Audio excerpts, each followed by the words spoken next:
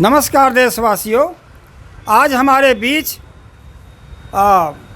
BHU छात्र राजनीति से लंबे अरसे से जुड़े महान सामाजिक कार्यकर्ता, किसान मजदूर परिषद के राष्ट्रीय अध्यक्ष हमारे पास डॉक्टर राजेंद्र प्रसाद जी हैं।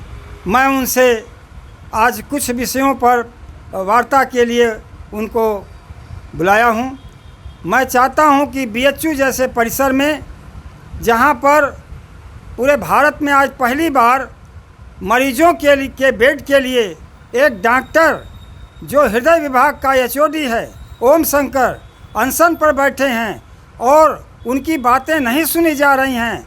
उन्होंने राज्यपाल को, मुख्यमंत्री को, वाइस चांसलर को, प्रधानमंत्री को, सबको पत्र दिया है, कोई जवाब नहीं दिया जा रहा है और हार्ट के मरीज वापस जा रहे हैं और उससे किसका लाभ हो रहा है, ये हम जो प्राइवेट डॉक्टर हैं उस पर काफ़ी कुछ लाभ कमा रहे हैं। मैं चाहूँगा कि इस पर दृष्टिपात करते हुए हम अपने राष्ट्रीय नेता राजेंद्र प्रसाद से चाहेंगे कुछ अपनी बात रखें।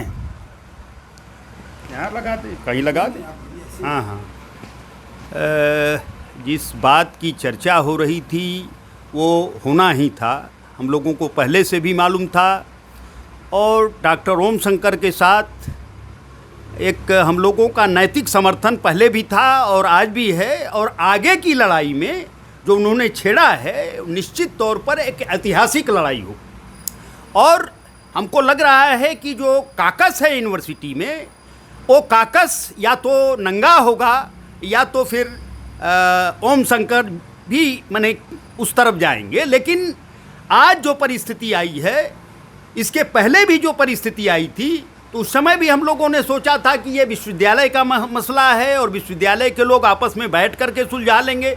इसमें हमारे जैसे लोगों का, हम लोग भूमिका में ना आए, ना कूदें तो ज़्यादा बेहतर है। लेकिन अब वो सतह पर आ गया, सारा चीज़ आ गया और संयोग से हम माने जो साथी हैं, वहाँ का विवाद एक लंबे अंतराल से चल रहा है। विश्वविद्यालय का कागजों का एक बड़ा अंतराल है और शुरू से, तो उसको समय समय पर माने उसका लोगों ने मूल्यांकन किया। ऐसा नहीं, इसके पहले भी मैंने टीके लहरी थे जो वो उस विभाग के थे और उनके साथ भी घटा था। तो आए कोई नैतिक ये नहीं है कि अचानक। तो जिस लहरी से सीख लेनी चाहिए थी, समाज को सीख लेनी चाहिए थी, उस समाज सीख नहीं ले रहा, बल्कि ये सोच रहा है कि ये ऐसे ही चलेगा। तो मैं आपसे कह रहा था कि ये विश्वविद्यालय जब बन रहा था, मालवीय जी ने जो सपना देखा था भारत बनाने का, उसके बीच का ये विश्वविद्यालय, और इतने बड़े विश्वविद्यालय के बीच इर्द गिर्द 2 किलोमीटर के रेंज में तो कोई अस्पताल माने कोई और दूसरे संस्थान चल ही नहीं सकते बगैर वहाँ के मर्जी से, बगैर वहाँ के लोगों के लिप्त हुए नहीं चल सकता था। हमको लग रहा है कि ओम शंकर ने जो छेड़ा है, जो सवाल को छेड़ा है, वो सारे चीज़ें नकाब होंगी।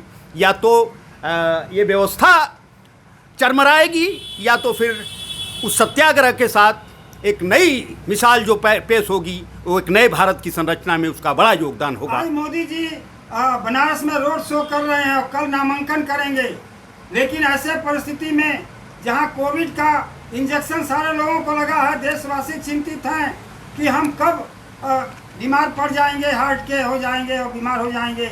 ऐसी स्थिति में जो बीएचयू की दशा है, उस पर आपको क्या कहना है?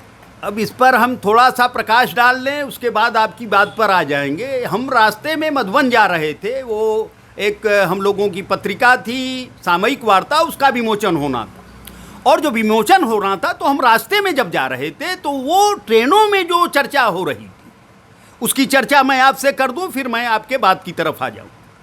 उसमें लोग जो माने कह रहे थे, जो चर्चाएं हम लोग कर रहे थे, उसकी चर्चा ये थी कि जिस तरीके से आम आदमी को, नागरिक को मारा जा रहा है, पहले तो आपने ये कहा कि 15 लाख देंगे, 2 करोड़ देंगे, वो झांसे में चला गया। और जब ये कोविड शील्ड का मसला आया, तो अचानक, और हमको तो लग रहा है कि प्रोफेसर चौधरी का कहीं ऐसा तो नहीं, इसी के सिलसिले में हार्ट अटैक तो नहीं हो गया। बड़े संकट के ये सब घड़ी, इसलिए कि ये चर्चा जब प्रोफेसर महेश विक्रम से मैं कर रहा था, तो वो भी कह रहे थे यार हम तो लगवाए थे, देखो हाथ भी हमारा नहीं चल रहा। ये सारी घटनाएं एक बौद्धिक समाज में बड़ी तैर रही हैं।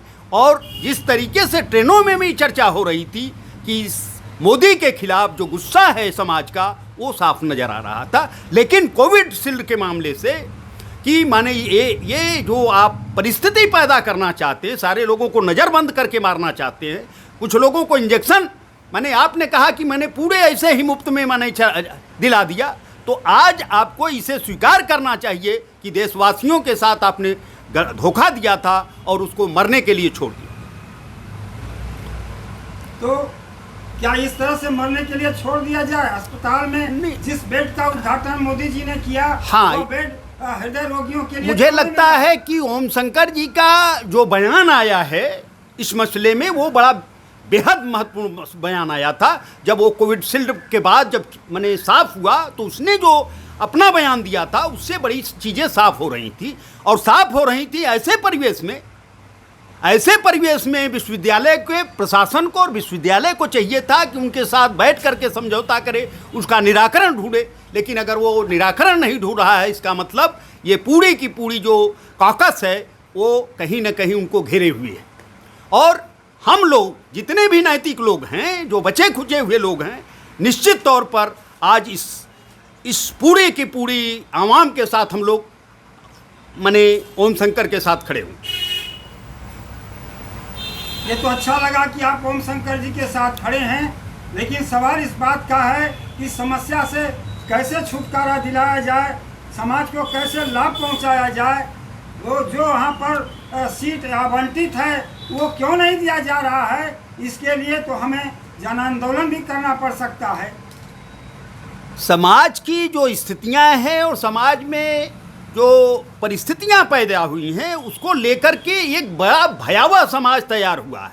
गरीब का भी और किसान का बच्चा पढ़ेगा कि नहीं, जो मालवीय जी ने सपना देखा था जब हम पढ़ने आए थे तो 10 रुपया में पढ़ करके जाते थे, 120 रुपया वो था, 30 रुपया कासन मनी थी और 30 रुपये कासन वो दे करके भी चले जाते थे। आज की परिस्थिति जिस तरीके से पैदा कर दी गई कि उसमें किसान का बच्चा, मजदूर का बच्चा और कोई भी बच्चा वो विश्वविद्यालयों में नहीं आ पाएगा।